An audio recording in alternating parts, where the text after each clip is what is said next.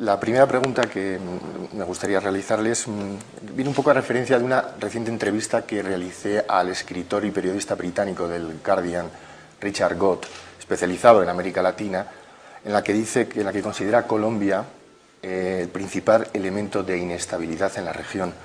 ¿Comparte su opinión? Sí, señor. Y no desde ahora, desde mucho antes, y eso es conocido. Colombia es el único país que lamentablemente nos duele mucho porque son hermanos colombianos, pero tiene paramilitares, tiene guerrilla, tiene narcotráfico, tiene cultivos, extensos cultivos de droga, tiene amplias zonas de su país que no controla el Estado colombiano, sino controlan estos grupos irregulares. Y por ejemplo Ecuador, vecino de Colombia, no tiene absolutamente nada de eso. En drogas somos los países más exitosos en el control de drogas en América Latina. Sí, prácticamente no existen cultivos de droga en el país, no tenemos guerrillas, paramilitares. Pero no solo eso, el paramilitarismo, el narcotráfico ha infiltrado la política colombiana. Por eso se habla ya de narcopolítica, de parapolítica. Nada de eso existe en nuestro país. Y ese conflicto colombiano tan doloroso que ya lleva cerca de 50 años, se desborda a otras regiones y nos perjudica a todos. Entonces, sí, es claro que Colombia es tal vez el foco de inestabilidad más grande en estos momentos en América Latina. Desde Bogotá, desde la Casa de Nariño, da la sensación de que han abierto una especie de guerra mediática. Primero lo hicieron con Venezuela, ahora lo están haciendo con Ecuador. Ustedes han decidido entrar en esa guerra. ¿No creen que es ciertamente no peligroso en el sentido, me refiero que sí es peligroso en el sentido de el aparataje mediático que tiene Colombia es muy superior al de Ecuador? No ustedes... es que da la sensación, no le quepa la menor duda sobre aquello. Después del bombardeo infame del 1 de marzo, traicionando la confianza en nuestro país, violando nuestra soberanía, no tenían de qué acusarnos, y resulta que ahí es que descubren las computadoras para luego el ataque tener de qué acusarnos de supuestas relaciones con la FARC. Todo eso es una campaña mediática para tratar de desprestigiar al Ecuador. Sabemos con quién nos enfrentamos, con un gobierno militarista, con un presidente, por decirlo menos, con un pasado imperfecto, lo dicen libros, ¿no? Con inmenso respaldo de poderes extrarregionales, de agencias de inteligencia internacional, con una maquinaria propagandística impresionante. Pero nosotros tenemos fe en que la verdad y la justicia triunfará. Ya lo logramos a nivel de América Latina. A nivel de América Latina, Colombia fue contundentemente derrotada en lo político, en lo diplomático y en lo informativo. El gobierno de Uribe está tremendamente desprestigiado, o sea, hemos demostrado sus mentiras, ya nadie le cree. A nivel de Unión Europea sí nos ha hecho daño con una serie de mentiras, con respaldo de ciertas cadenas internacionales, y a nivel de Estados Unidos. Por eso en el mes de mayo emprenderé una gira para dar a conocer el Ecuador y demostrar que somos un territorio de paz y un gobierno decente, que los problemas están del otro lado de la frontera, no en nuestro país, que somos víctimas de un problema que no es nuestro, no somos ni cómplices ni autores de ese problema. ¿Qué persigue, bajo su opinión, qué persigue Colombia con esta ofensiva a todos los niveles que si mi memoria no me falla, creo que comienza cuando Uribe decide romper la mediación del presidente Chávez y de Vidal Córdoba en el tema de las FARC? Bueno, la política militarista de Uribe empezó desde que ascendió al mando. Uribe, contradiciendo, por ejemplo, la política de su antecesor, Andrés Pastrana. Y esa es otra de las cosas que indigna a los vecinos, ¿no? Hasta el propio Pastrana se dio un abrazo con Manuel Marulanda en las conversaciones de paz. Viene Uribe por la línea dura, así gana las elecciones, los declara terroristas y quiere que todos declaremos terroristas a la FARC y que todos nos pongamos a luchar con él contra la FARC, enviemos ejércitos, qué sé yo. Entonces eso indigna grandemente al resto de América Latina, porque es como un emperadorcito, ¿no? O sea, que sigue los ejemplos de sus patrones, entonces quiere ordenar al resto, y eso indigna realmente a naciones soberanas. En todo caso, es obvio que el poder político de Uribe y su poder económico se basa en esta lucha contra la FARC, y a él no le conviene que acabe esa lucha, es al que menos le conviene. Uribe recibe miles de millones de dólares en ayuda militar al año. Imagínense, el ejército ecuatoriano tendrá 40.000 hombres, el Uribe casi 400.000. Tiene más helicópteros que pilotos, ¿ya? Por toda la ayuda que le da Estados Unidos para supuestamente combatir la guerrilla y el narcotráfico.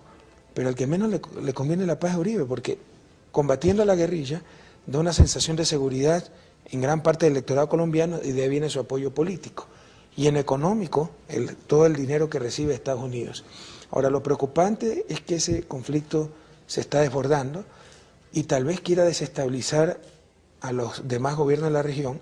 Siempre ha tenido una falta de respeto total Uribe con nuestro país, a tal punto que nunca ha parado las fumigaciones con glifosato, lo tenemos demandado ante la Haya, a tal punto que hay frecuentes violaciones a nuestro espacio aéreo, incursiones, etcétera.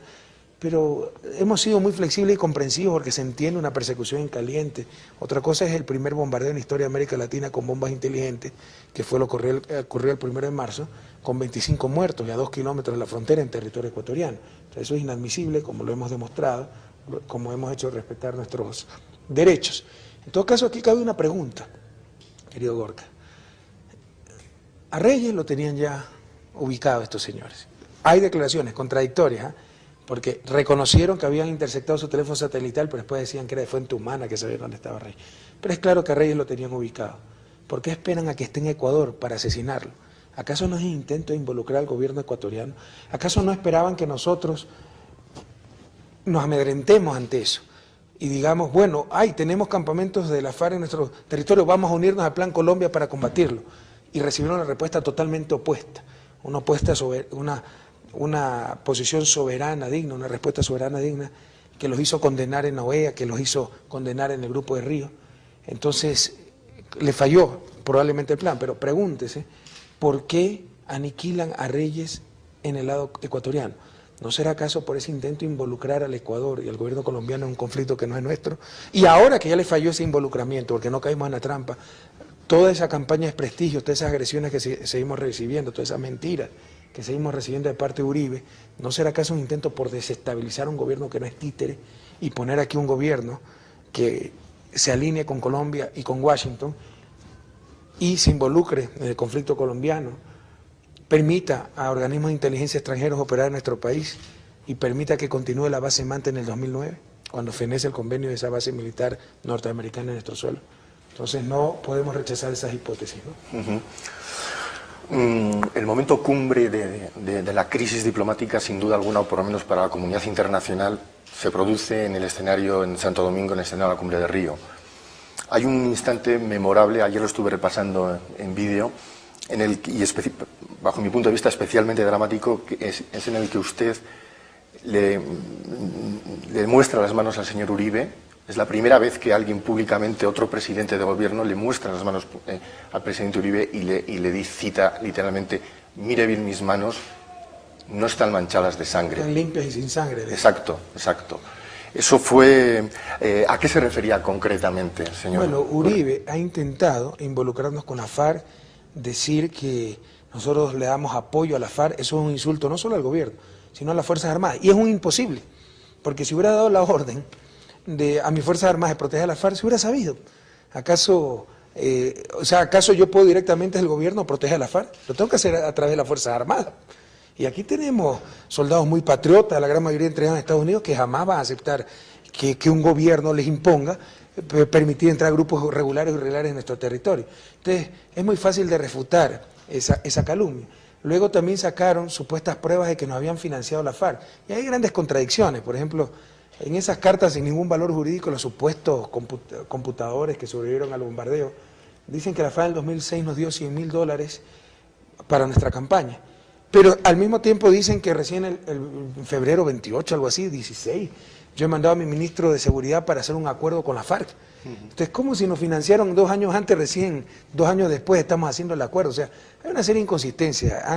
Como han hecho todo esto al apuro, han cometido graves errores. Entonces, eso sí nos indignó grandemente, ¿no? Que nos traten de vincular con la FARC. Créame que yo en mi vida no conozco todavía a alguien de la FARC. El rato que la conozca le voy a llamar para avisarle: Gorka, por fin conozco a alguien. Cuando me llama Uribe a decir que ha muerto Raúl Reyes, bueno, tuve que preguntar qué cargo ocupaba Raúl Reyes. Raúl Reyes sabía que era la FARC, me sonaba, pero que era el 5º, 6º, y resulta que era el 2º. Entonces ahí me enteré de la importancia del choque que había existido. Y que venga este señor, después de haber violado todo el derecho internacional, la lealtad, la confianza para un país hermano, a más encima tratar de acusarnos y de estar involucrados con los grupos guerrilleros cuyas acciones rechazamos, lo hemos dicho 1 y 1000 veces, a más encima tratar de acusarnos y de estar involucrados con los grupos guerrilleros cuyas acciones rechazamos, lo hemos dicho una y mil veces, a querer involucrarnos con acciones violentas. Entonces le dije claramente, vean, estas manos están limpias y sin sangre, precisamente para resaltar la contradicción con la posición de Uribe, que ha tenido tantos escándalos, está relacionado con el narcotráfico. Hay muchos libros al respecto. Hay videos reunidos con paramilitares, con jefes paramilitares, por si acaso, de Uribe, de estar relacionado con los paramilitares y de tener una guerra, una política guerrerista, violenta, que no va a acabar el conflicto en Colombia, lo va a exacerbar, pero va a dejar como saldo miles de muertos y sangre colombiana derramada por doquier. Entonces, pese a eso, que tenga la audacia de venir a acusar a un gobierno decente, de vinculaciones ilegítimas, ilegales con grupos irregulares colombianos, me indignó sobremanera y le dije claramente, mis manos, y lo puedo decir frente a frente, están limpias y sin sangre. Eso no lo puede decir el presidente Uribe. Desde luego que a la gente que estábamos viéndolo en directo nos emocionó mucho esa interpelación, desde luego. Usted acaba de regresar de una gira que ha hecho por México, un país clave, no solamente por digamos, la influencia que México tiene en América Latina, sino también porque 4 de las personas que murieron en el campamento de las FARC eran mexicanas. Allí ha recabado y ha conseguido el apoyo del presidente Calderón. Sin embargo, Colombia ha reaccionado de forma intempestiva. Increíble. A ver, déjeme poner en contexto todo esto. Primero, la visita de Estado a México estaba programada desde mucho antes del 1 de marzo, cuando se dio este tan terrible suceso. Segundo, yo tengo que reconocer que el presidente Calderón fue de los presidentes más activos y preocupados por resolver el problema. Al presidente Calderón podemos catalogar como un presidente de derecha. Me llamó el día lunes 3 de marzo, él me llamó, yo no lo llamé, a otros presidentes llamé para explicar lo que había sucedido, pedir el apoyo. Él me llamó y me dijo, presidente Correa, estoy muy preocupado por esto. ¿Qué ha sucedido? Le dije, vea, esto ha sucedido. Me dice, si es así, tenga todo el apoyo de México, pero voy a hablar con el presidente Uribe. Le dije, por supuesto, hable con el presidente Uribe. ¿Ya? Y yo sé que es cercano al presidente Uribe ideológicamente, tienen amistad, etcétera. Pero la postura del presidente Calderón fue tan auténtica y coherente que luego de hablar con el presidente Uribe, me dice, ¿ve, es cierto lo que me dice? Y yo le he dicho al presidente Uribe que esto es inaceptable, así que le ratifico el respaldo de México. México defenderá la vigencia del derecho internacional en América Latina, la inviolabilidad de los territorios, la inviolabilidad de la soberanía, etc. Y fue precisamente lo que hizo en Santo Domingo. Yo estoy muy agradecido al presidente Calderón y a todo el pueblo mexicano. Es más, él fue el artífice de la resolución, ¿no? Mientras que Leonel Fernández coordinaba la reunión, él iba a pasar la presidencia al presidente Calderón, la presidencia del Grupo de Río. El equipo de Cancillería de México y el presidente Calderón redactaron o ayudaron en gran parte a redactar el comunicado que satisfizo las aspiraciones de Ecuador. Entonces, no es ahora que me dio el apoyo, ¿no? Desde un principio estuvo más que con Ecuador, con la verdad, con el derecho internacional, con la justicia. Ahora, mi visita allá, lo que hizo fue... en estos últimos días tuvimos la intermediación del Centro Carter, eso yo no le he develado, lo ha develado Uribe, confidencial, para tratar de bajar las tensiones entre los dos países, porque a nadie le conviene esta disputa entre Colombia y Ecuador, a nadie le conviene que las relaciones estén rotas. Y pese a ser los agredidos, dijimos, con todo gusto, bajemos 10 días las tensiones para empezar diálogos, para reanudar las relaciones bilaterales, bajemos las declaraciones de tono, etcétera, porque había subido mucho después de que descubrimos que uno de los muertos era ecuatoriano. ¿Y qué recibimos de respuesta de Colombia? Prácticamente que estaba bien muerto por estar con la FARC, ratificándose que había sido un legítimo acto de guerra, eso lo digo textualmente santo, y fue respaldado por el canciller y por Uribe. Después se echaron un poco atrás el canciller y Uribe. Entonces, frente a esto, presentó sus buenos oficios el Centro Carter, lo aceptamos con toda la buena voluntad, y quedamos en un acuerdo con Bogotá, unos días antes de ir a México, de 10 días, parar un poco las declaraciones fuertes, las acusaciones, bajar las tensiones y empezar los diálogos para reanudar relaciones. Voy a México, trato de evitar el tema Colombia, pero es obvio que no podemos negar la realidad, es decir, agradezco el apoyo, etcétera, pero en algunas entrevistas me preguntaron, pues no, por los muertos, y sí, ahí están los muertos, y son mexicanos, y no nos interesa si eran guerreros o no, son vidas jóvenes, y lamento mucho no haberles podido proteger la vida, etcétera.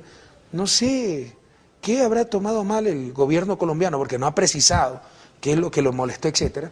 Pero una cosa interesante, por ejemplo, muchos dicen que fue mis declaraciones en la embajada de Ecuador el día sábado, frente a respuestas de periodistas, yo no es que toqué el tema, me preguntaron periodistas y tampoco va a negar la realidad, la verdad histórica, pero no es tan correcto. Si usted revisa, el día viernes mismo, el embajador colombiano en México saca una declaración horrorosa, sí, insultante para el Ecuador, que 16 veces nos habían pedido. Y por si acaso, la prensa internacional debe solicitar esas 16 veces que denunciaron que Reyes estaba en Ecuador. Todo es mentira, todo es bluff, pero ya son cosas que no se verifican, ¿no? Pidan las 16 comunicaciones, no existe. En todo caso, ya del viernes venían las agresiones de Colombia. Bueno, nosotros no hicimos caso, seguimos con nuestra visita, doy conferencias académicas, respondo a preguntas de medios de comunicación, siempre dejando sentado que buscamos lo más rápidamente superar este incidente, que las relaciones se reanuden, etcétera. Regresamos a Ecuador y el día domingo nos encontramos con un comunicado atroz de Colombia, en que lanza una gravísima acusación. Si usted revisa, nunca habían tocado directamente al presidente Rafael Correa. Ahí se dicen que el presidente Rafael Correa ordenó a sus Fuerzas Armadas no perseguir a la FARC. Sí. Son hasta torpes, porque son cosas tan fáciles de contradecir. Pues usted le doy la libertad para que interrogue a cualquier jefe militar si alguna vez yo he dado esa orden. Ahí están las reuniones del Consejo de Seguridad Nacional, grabadas, ahí son confidenciales, pero puedo autorizar levantar ese secreto y que ustedes escuchen las instrucciones que yo doy.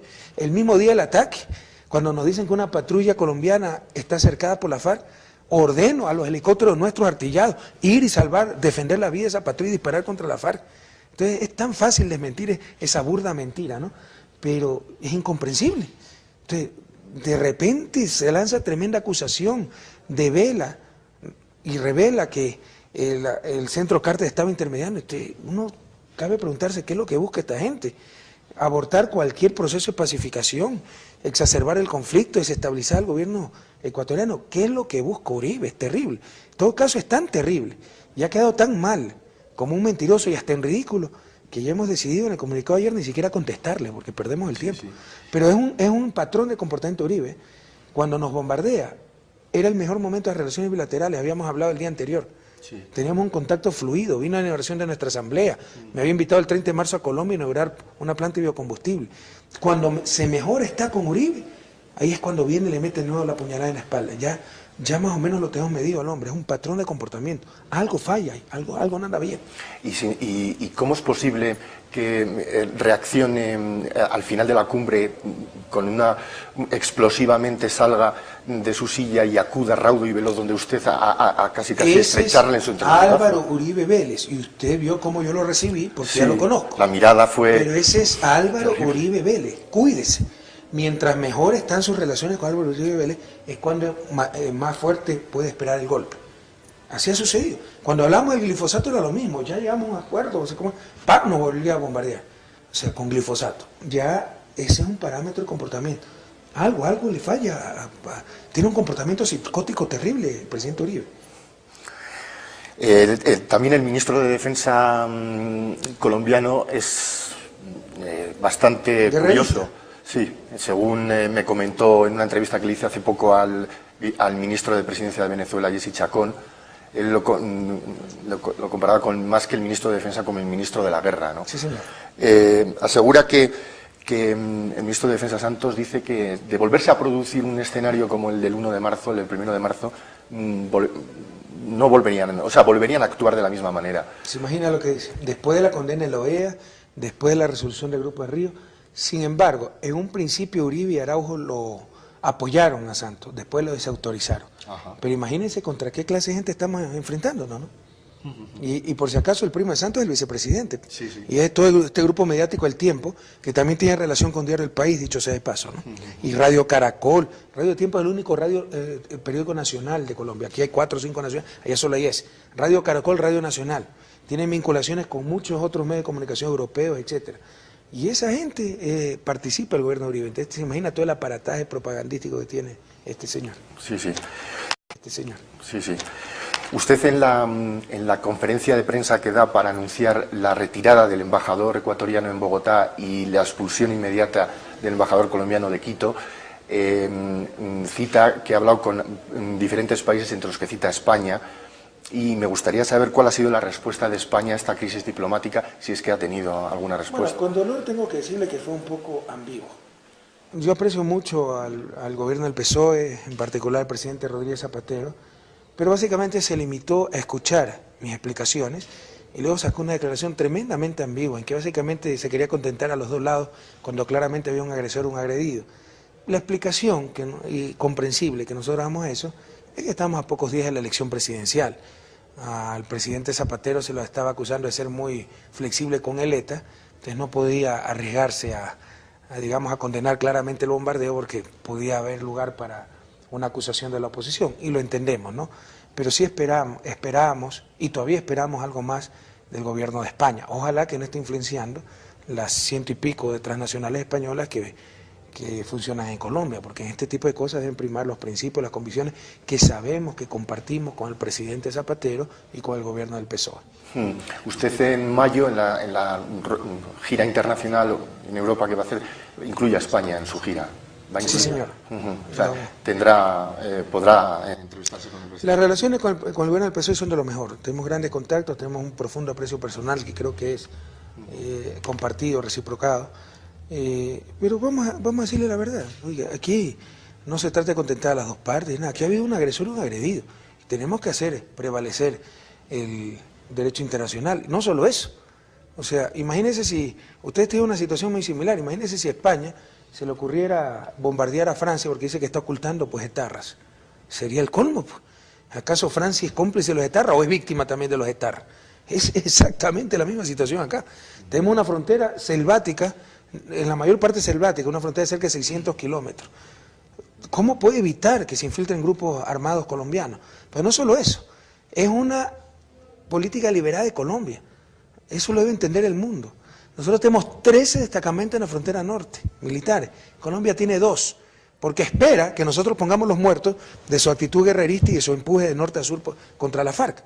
Entonces lo hacen deliberadamente. Y más encima nos echan la culpa porque se infiltraron los grupos. Es terrible. Volviendo otra vez un poco al tema del 1 de marzo. Algunas investigaciones aseguran que Reyes tenía pactado ya una entrevista con Francia, con una delegación francesa, para negociar, digamos, la liberación de Ingrid Betancourt y de otros rehenes que tienen en la selva. Era un poco lo que usted comentaba antes. No es extraño, a mí es que desde luego no entra en las cábalas, por lo menos personales, que espere Colombia a que pase la frontera de Ecuador para atacar ese destacamento, ¿no? O sea, ya sé que es un poco reiterante. No, le agradezco. No es extraño, ahora concuerdan todas las cosas, ¿no? Es perfectamente lógico. Uribe no quiere la paz. No quiere la paz. No le interesa la vida de los secuestrados. Incluso Ingrid Betancourt es una potencial candidata a la presidencia de la República, que le puede disputar la presidencia. No quiero involucrarme en asuntos internos de Colombia, porque nosotros sí respetamos al Colombia, sobre todo al pueblo colombiano. Al gobierno colombiano lo diferenciamos de su pueblo. En todo caso, Raúl Reyes era el comandante más proclive a la paz, a buscar una solución pacífica al conflicto y a liberar rehenes. Habíamos tenido ese contacto con conocimiento, me ha informado mi ministro de Seguridad. Vamos a tener un contacto con la FARC en un tercer país, es falso que sabíamos que estaba en Ecuador, etcétera. Fue en un tercer país neutral, ya, para acordar liberación de rehenes en suelo ecuatoriano. El presidente Chávez también me había pedido si podíamos liberar rehenes en suelo ecuatoriano, porque ya se había vuelto muy peligrosa esa devolución de rehenes en la frontera colombo-venezolana. Usted puede interrogar a muchos rehenes que fueron liberados, cómo habían sido bombardeados todo el camino por fuerzas colombianas en ese proceso de liberación. Entonces, estábamos en ese proceso, y ese proceso lo encabezaba Reyes del lado de la FARC, y es a ese comandante al que destroza. Entonces, muy probablemente Uribe supo que se iba, en marzo era inminente la liberación de varios rehenes por intermedio de Raúl Reyes, y fue y lo masacró. Los supervivientes han hecho unos relatos de los acontecimientos de esa noche bastante dramáticos y duros. ¿Qué le han contado a usted? Yo no me he entrevistado con los sobrevivientes, tampoco de parte de la Presidencia de la República, pero ahí, acá justo estaba leyendo el telégrafo, Vinicio, no sé si el telégrafo le entregamos, no sé si conoce el diario del telégrafo, ¿no? No. Tiene una entrevista muy extensa a Lucía Moret. Precisamente en base a esta entrevista es que estoy pidiendo ya a las Fuerzas Armadas una narración pormenorizada, que todavía no la tengo, de los hechos, lo más confirmada posible, porque había muchas versiones, ¿verdad? Por ejemplo, ella dice que ha habido 2 bombardeos, una a medianoche y una a las 3 de la mañana, y que se remataron a los heridos, ¿ya? Y que a las 6, 7 de la mañana llegó la policía colombiana, o sea, total violación a nuestro territorio. No es que entraron una vez Y salieron, entraron 2 veces y luego la policía. Y en los videos que presentó el propio Uribe ingenuamente en Santo Domingo, se ve hasta cómo los fiscales colombianos acompañan a la fuerza pública para ver los muertos, etc. O sea, en estricto cumplimiento de las leyes, pero colombianas en suelo ecuatoriano. Como usted ve, ¿no? El emperadorcito tiene ínfulas de emperador. No sé a quién le habrá aprendido esas ínfulas. Ecuador, Ecuador se equivocó, al menos con este gobierno. Desde luego. Ecuador se queja constantemente, amargamente, además, de que el control fronterizo, usted lo acaba de decir, tienen 11 destacamentos, Colombia solamente tiene 2. El control fronterizo entre los dos países es muy complejo por la geografía del lugar.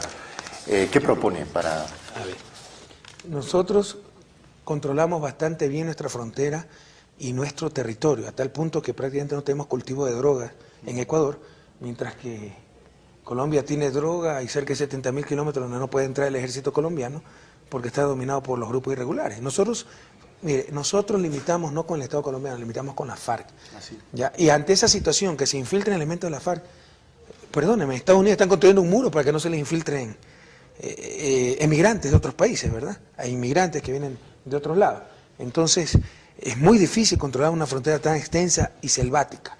¿Qué proponemos? Que por favor Colombia cuide su frontera sur.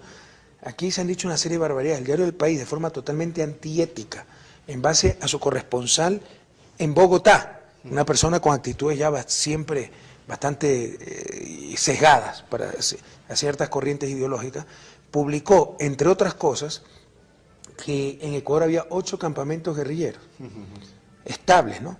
Llevamos, primero, ningún campamento guerrillero es estable, ¿no? En todo caso, llevamos a prensa internacional a visitar esos 8 campamentos. Para empezar, 4 poblados de los que mencionaba están del lado colombiano. Y los llevamos a visitar los poblados ecuatorianos que mencionaba, y no apareció ningún campamento. Entonces se dicen una serie de barbaridades, ¿no? Se repiten cosas, pero la realidad ¿cuál es?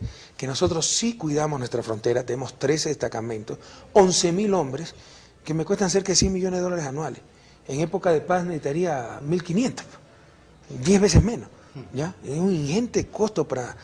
No solo en recursos, tenemos 13 muertos de la fuerza pública en los últimos años por una guerra que no es nuestra, para aguantar la insolencia del gobierno colombiano de decir que Ecuador apoya a la FARC.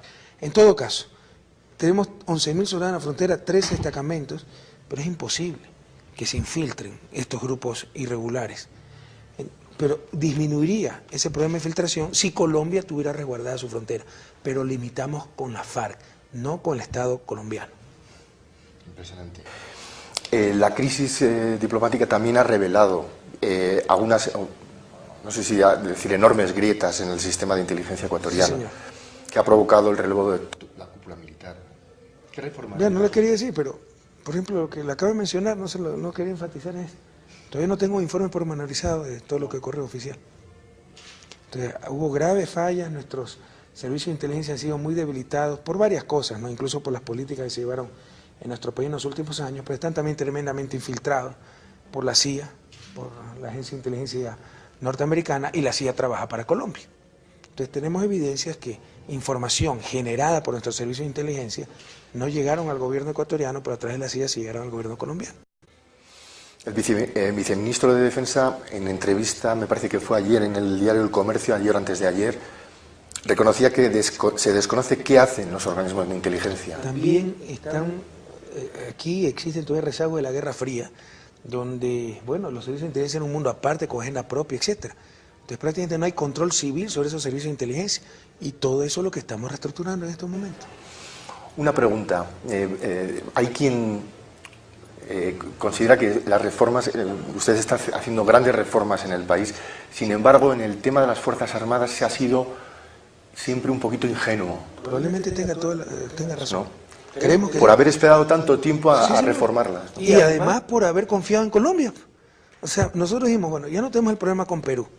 Con Colombia siempre ha sido un país hermano, tiene su guerra civil, pero bueno, nosotros no tenemos nada que ver. Ocupémonos de los problemas domésticos. Tengo un país con gran porcentaje de la población en la miseria. En estos momentos nuestras Fuerzas Armadas están sobre todo comprometidas en emergencia nacional porque tenemos 40% del territorio inundado. Y es ahí cuando nos bombardea Colombia. Entonces, ingenuamente nosotros pensamos que sí, que teníamos gobiernos vecinos en los cuales podíamos confiar y que nunca se iba a dar una situación de esta índole. Nuestras Fuerzas Armadas han sido tremendamente golpeadas por las malas políticas públicas, falta de recursos, por negligencia más que ausencia de recursos. Estamos en ese proceso de reconstrucción, pero empezamos en base a nuestras necesidades. Por ejemplo, trayendo lanchas rápidas de la Armada y aviones no tripulados para vigilar el océano y evitar, entre otras cosas, la piratería en alta mar, el coyoterismo, o sea, el sacar inmigrantes que se hunden los barcos. Son los guardacostas norteamericanos los que capturan y tratan muy mal a esos barcos de inmigrantes fuera de nuestro mar territorial. Entonces, hasta por orgullo nacional queremos hacerlo nosotros mismos, para evitar el contrabando de combustible. Es decir, atendimos a las Fuerzas Armadas, pero en base a nuestras necesidades internas. Si usted quiere, subestimamos la importancia de mejorar la defensa frente a un ataque externo, porque vimos que las probabilidades eran mínimas. Ya nos dimos cuenta de lo equivocados que estamos. Tenemos que tener siempre presente que tenemos a un Uribe de presidente, lamentablemente, de Colombia, ¿no? El nuevo ministro de Defensa acaba de anunciar una revisión también de los contratos con los estadounidenses, ¿no? O sea, A ver, muchos eso conocíamos, ¿ya? Pero asumíamos que era algo transparente. Ya tenemos evidencia que no es así. Hay muchas unidades, supuestamente antinarcóticas, etcétera, totalmente financiadas por Estados Unidos, por organismos de inteligencia y de control de esos países, como la DEA. Pero lamentablemente no es solo la cooperación para respaldar la lucha antidroga, etcétera, sino que también imponen agendas ajenas a nuestro país, y eso no lo vamos a permitir. ¿Y la base de Manta? Se va en el 2009. Sí. Y no le extrañe que este rebrote de los insultos y las calumnias de Uribe sea un intento, ya, como siguiendo recados que le mandaron a decir, sea un intento de desestabilizar a nuestro gobierno para poner también aquí un gobierno títere que deje de investigar la influencia de la CIA en nuestros aparatos de inteligencia y que se involucre en el Plan Colombia y que permita que continúe la base en Manta, ¿no? No excluye esa hipótesis. ¿Hay posibilidades que Ecuador trabaje en la mediación para que las FARC libere, vamos? Se lo he dicho una y mil veces al propio presidente Uribe, lo he dicho públicamente, lo hemos dicho en los encuentros entre autoridades de los dos países y a nivel de América Latina, que el pueblo colombiano puede contar totalmente con Ecuador, con los buenos oficios de intervención, cuando necesiten para resolver esa guerra civil que los desangra tantas décadas. Entonces cuenten con nosotros. Ahí está. Y eso es lo que intentamos hacer. Estábamos tratando de liberar rehenes, porque por si acaso hay ecuatorianos también secuestrados, ¿no? Hablando un poco de las fumigaciones, poblaciones fronterizas como General Farfán o Puerto Mestanza están sufriendo verdaderamente, bueno, de enero, o sea, están verdaderamente bañadas por el tema del Roundup, sí, el glifosato. No es verdaderamente una... ¿Cómo ustedes les han denunciado al Tribunal Penal de La Haya, a Colombia, por esas actitudes? ¿Se puede hacer algo? ¿Qué se puede esperar de esa resolución penal? Vea, la sentencia, el veredicto final demorará muchos años, pero sí puede haber medidas precautelares. Nosotros esperamos que como medida precautelar ordene a Colombia a suspender las fumigaciones vía aérea con glifosato. Nunca obtuvimos eso de Uribe, nunca obtuvimos el compromiso. Desde febrero del año 2007, por nuestra posición firme, dejó de fumigar vía aérea y empezó la erradicación manual de la droga, pero nunca se comprometió a dejar de fumigar, y por el contrario, a inicio de este año el canciller Araujo dijo que iban a reanudar las aspersiones con glifosato. En todo caso, para que vea con qué clase de personas estamos tratando. La lógica que mantiene, ¿sabe lo que dijeron? Que nuestro pedido de que paren las fumigaciones aéreas con glifosato coincidía con las exigencias de la FARC. Es decir, que las FARC están pidiendo que dejen de fumigar vía aérea y nosotros también, eso es más o menos lo que dijo. Pero es que las fumigaciones están provocando desplazamientos también de campesinos ecuatorianos que viven ahí. Pero por supuesto, o sea, el glifosato no solo mata las plantas, pues mata ganado y hay serias evidencias de que ha matado seres humanos, bebés en la frontera, tenemos testimonios, etcétera, y hay claros indicios, o sea, los estudios nos dicen que a medida que usted se acerca a la frontera, la probabilidad de tener irritación cutánea, males de la vista, etcétera, aumenta exponencialmente. Entonces, hay una clara relación entre las fumigaciones e incremento de enfermedades y patologías de diferente índole. Ya hay estudios científicos precisamente para enviar la demanda a La Haya. Esperamos el estudio científico de una organización extranjera, no recuerdo el nombre, pero totalmente independiente que respalda los efectos negativos del glifosato. Pero de acuerdo a Uribe, ya también somos cómplices de la FARC, porque a la FARC le conviene que dejen de fumigar con glifosato. Yo tengo el testimonio de un hombre de Puerto Mestanza que tenía una piscifactoría y él insiste en que quiere tener ahí trabajo y que aquella tierra es muy fértil y que por culpa de las fumigaciones se está pensando irse a Guayaquil. No solo que botaban glifosato de aviones del lado colombiano, sino que tenemos testimonio que para la vuelta, en la forma más descarada, se dan la vuelta por nuestro territorio y seguían fumigando. Y usted puede ir, yo también he visitado los frutos deformes, las irritaciones cutáneas, la pérdida de productividad de la tierra, la muerte de peces, etcétera. O sea, la gente se estaba bañando en el río, venía un avión que por si acaso son norteamericanos, de Dynacorp, ¿ya? Porque es parte del Plan Colombia eso, y los bañaban en glifosato. Y uno tiene que aguantar eso por el problema que tiene Colombia. Ponga, por favor, controle su territorio, ponga guarniciones militares en la frontera y evite que siembren droga. Pero no que siembran droga y lo más fácil es venir a bombardearnos con glifosato y que se nos mueran cultivos y cultivadores del lado ecuatoriano. Eso no lo vamos a permitir. Cuando además investigaciones dejan claro que Ecuador no entra entre los 3 países que más cultivan coca. No, somos el único país andino que no es productor de coca, cuidado. Cuidado, este país no tiene cultivo de coca. Las Naciones Unidas tienen un cálculo que a lo sumo tendremos 100 hectáreas de coca, o sea que nada. Tú perdías por ahí en la selva porque controlamos bastante bien nuestro territorio. Y es de los países de América Latina más exitosos en la lucha contra el narcotráfico, porque Ecuador no es productor de droga, pero sí tiene narcotráfico que viene de Bolivia, Colombia, Perú, etcétera. Somos los más exitosos en captura de droga a nivel de América Latina. Hablando un poco de la Asamblea Constituyente, uno de los temas clave o que más preocupan es la eliminación de las concesiones a las grandes empresas mineras. Sí. ¿No? ¿Las van a eliminar esas concesiones o se van a mantener o se van a eliminar a las pequeñas concesiones? ¿Cómo? No, a ver, es prácticamente empezar desde cero con un nuevo marco jurídico porque la ley de minería que tuvimos es hecha para variar con los inefables burócratas del Banco Mundial, por lo cual le tenemos incluso que pagar, fue un verdadero desastre.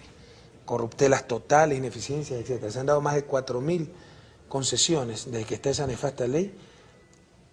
El 95% que no han ni explorado ni explotado es tan solo una negociación de los títulos, ¿ya? Hay personas naturales que tienen hasta 90 concesiones, entonces la mayoría de ellas sin consulta previa, rompiendo requerimientos constitucionales legales. Todo eso se va a revertir y se van a suspender por un tiempo hasta que esté la nueva ley esas concesiones que sí cumplieron con todos los requisitos de la antigua ley y la Constitución. Los inversionistas pueden decir, no es culpa nuestra que ustedes han tenido una mala ley y tienen razón, pero por el bien del país y de ellos, para evitar conflictos sociales, etcétera, es necesario una mejor ley de minería que respete la comunidad, respete las fuentes de agua, etcétera, ¿ya? Y renegociar los contratos de concesión. Entonces, la gran mayoría de concesiones están mal otorgadas, tienen vicios de nulidad muy claros, han incumplido la ley y la Constitución, esas serán revertidas. Y las concesiones que han cumplido con la ley serán suspendidas, el mandato normalmente va a salir que se va a dar 180 días hasta tener la nueva ley, renegociar los contratos y que puedan seguir trabajando en el país. Así que lo único que le pedimos a esas inversionistas es un poco de paciencia. Hace pocas semanas se reunió aquí con el presidente de Repsol. ¿Qué acordaron? Bueno, él vino a hablar sobre el interés de Repsol de seguir invirtiendo en el país. Yo le dije también nuestro interés es que siga invirtiendo, pero con reglas muy claras, ¿no? Manteniendo la ética para los trabajadores. Aquí nuestros empresarios han estado acostumbrados a tercerizar. La tercerización es una figura para... Usted contrata a alguien de mensajero, de guardián, o sea, actividades no inherentes al núcleo del negocio.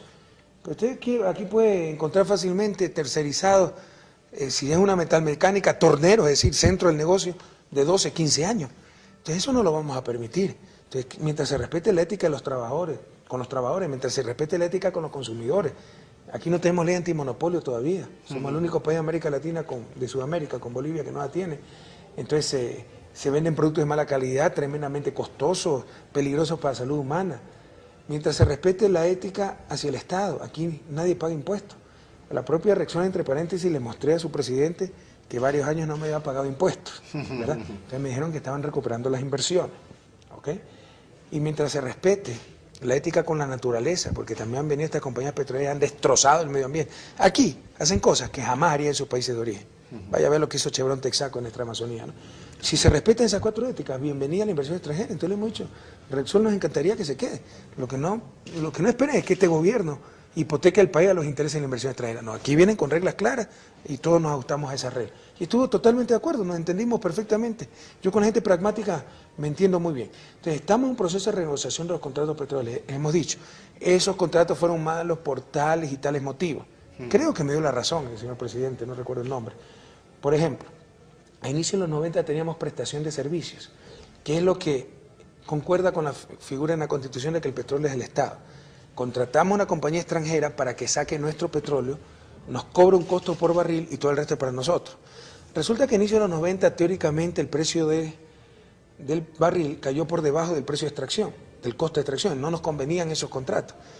Pero si eso era cierto, ningún contrato era rentable. Y resulta que nos llevaron a cambiar a contratos de participación, tremendamente nocivos para el Estado. Queremos volver a esos contratos de prestación de servicios. Todo eso le hemos dicho a Repsol, con reglas claras, pero por favor, o sea, no puede ser que las ganancias extraordinarias se nos estaban llevando prácticamente la totalidad, etcétera. Y creo que coincidimos plenamente en esa visión. Ellos también lo que buscan es gobiernos serios, con políticas claras y proyectos rentables. Y eso ya hay en Ecuador, felizmente. Una pregunta para la enorme colonia ecuatoriana en España. ¿Cómo usted ha dicho que se ha convertido la población extranjera, o sea, inmigrante ecuatoriana en el mundo, es como una nueva provincia, vamos a decirlo? Región ecuatoriana, ¿no? Las remesas que llegan son importantes, pero no son suficientes. ¿Qué mecanismo de inclusión manejan para que esa colonia enorme de ecuatorianos que viven fuera no se sientan desarraigadas? Múltiples, estamos haciendo mucho en eso. Ya creamos, desde el inicio del gobierno, creamos la Secretaría Nacional de Inmigrantes, un Ministerio de Inmigrantes, que lo acaba de crear España también. Sí, sí. Y estamos en un proceso de fortalecimiento de los consulados, embajadas que están totalmente destrozados. Muchísimos cónsules, de acuerdo a nuestro ofrecimiento de campaña, sobre todo en España, son migrantes. Vaya a ver el cónsul de Barcelona, alguna vez en una entrevista. Sí. Él tiene estudios de ingeniería, de psicología, una maestría en administración, hasta diácono, porque es medio coruchup. Trabaja de conserje en Madrid, pues. Y ahora es el cónsul general de ecuatoriano en Barcelona. Esa fue una promesa de campaña. Y esa gente le pone alma y corazón y vida a lo que hace. Entonces los migrantes se sienten mucho más atendidos, mucho más comprendidos, etcétera.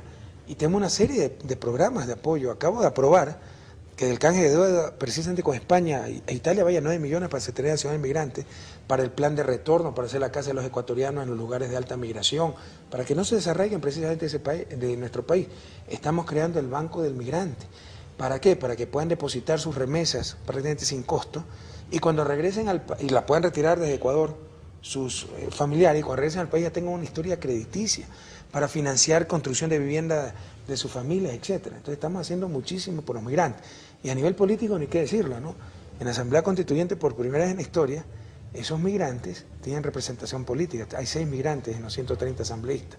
Y eso se va a institucionalizar. Esa quinta región, de ahí viene el sentido de la quinta región, va a tener representación política en el nuevo Congreso Nacional. Unas preguntas en corto. O sea, no se preocupe. Aficiones del señor presidente.